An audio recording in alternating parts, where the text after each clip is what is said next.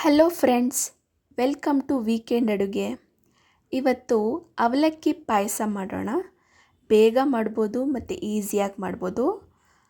ಮೊದಲು ಬಾಣಲಿ ಬಿಸಿ ಮಾಡೋಕ್ಕೆ ಇಟ್ಕೊಂಡು 1 ಸ್ಪೂನ್ ತುಪ್ಪ ಹಾಕ್ಕೊಂಡಿದ್ದೀನಿ.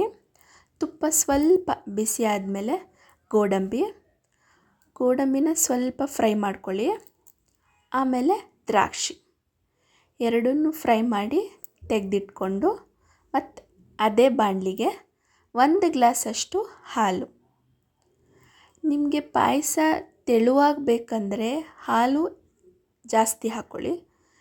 ಗಟ್ಟಿಯಾಗಬೇಕಂದ್ರೆ ಹಾಲು ಸ್ವಲ್ಪ ಕಡಿಮೆ ಹಾಕ್ಕೊಳ್ಳಿ. ಹಾಲು ಸ್ವಲ್ಪ ಬಿಸಿ ಆಗಬೇಕು.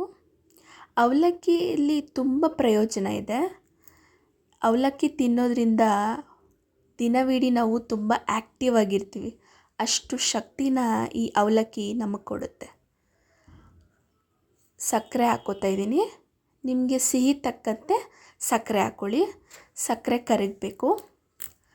ಅವಲಕ್ಕಿಯಲ್ಲಿ ಕಾರ್ಬೋಹೈಡ್ರೇಟು ತುಂಬ ಜಾಸ್ತಿ ಇದೆ ಮತ್ತು ಐರನ್, ಫೈಬರ್ ಈ ಅವಲಕ್ಕಿ ನಮಗೆ ಕೊಡುತ್ತೆ. ಗಟ್ಟಿ ಅವಲಕ್ಕಿನ ತೊಳೆದು 10 ನಿಮಿಷ ನೆನೆಸಿದ್ದೀನಿ. ಇವಾಗ ಅದನ್ನು ಹಾಕ್ಕೊಂಡು ಹಾಲು ಜೊತೆ ಚೆನ್ನಾಗಿ ಬೇಯಬೇಕು.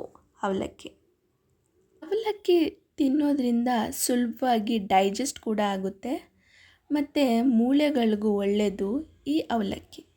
ಹಾಲು ಜೊತೆ ಚೆನ್ನಾಗಿ ಬೆಂದ ಮೇಲೆ ಏಲಕ್ಕಿ ಪುಡಿ ಹಾಕ್ಕೊಂಡಿದ್ದೀನಿ. ಏಲಕ್ಕಿ ಪುಡಿ ಹಾಕಿದ್ಮೇಲೆ 1-2 ನಿಮಿಷ ಹಾಗೆ ಕೈ ಆಡಿಸ್ಕೊಳ್ಳಿ. ತುಂಬ ಈಸಿಯಾಗಿ ಬೇಗ ಮಾಡ್ಬೋದು. ತುಂಬ ಟೈಮ್ ತಗೊಳ್ಳಲ್ಲ ಈ ಪಾಯಸ. ತುಪ್ಪದಲ್ಲಿ ಹುರ್ಕೊಂಡಿರೋ ದ್ರಾಕ್ಷಿ, ಗೋಡಂಬಿ ಹಾಕೋತಾ ಇದ್ದೀನಿ. ರಾಜನಂತೆ ಉಪಹಾರ ಸೇವಿಸು, ರಾಣಿಯಂತೆ ಮಧ್ಯಾಹ್ನದ ಊಟವನ್ನು ಮಾಡು, ರಾತ್ರಿ ಊಟವನ್ನು ಮಾತ್ರ ದಿವಾಳಿ ವ್ಯಕ್ತಿಯಂತೆ ಸೇವಿಸು. ಇವತ್ತಿನ ಸ್ಪೆಷಲ್ ಅವಲಕ್ಕಿ ಪಾಯಸ ರೆಡಿ. ಟ್ರೈ ಮಾಡಿ, ಕಮೆಂಟ್ ಮಾಡಿ.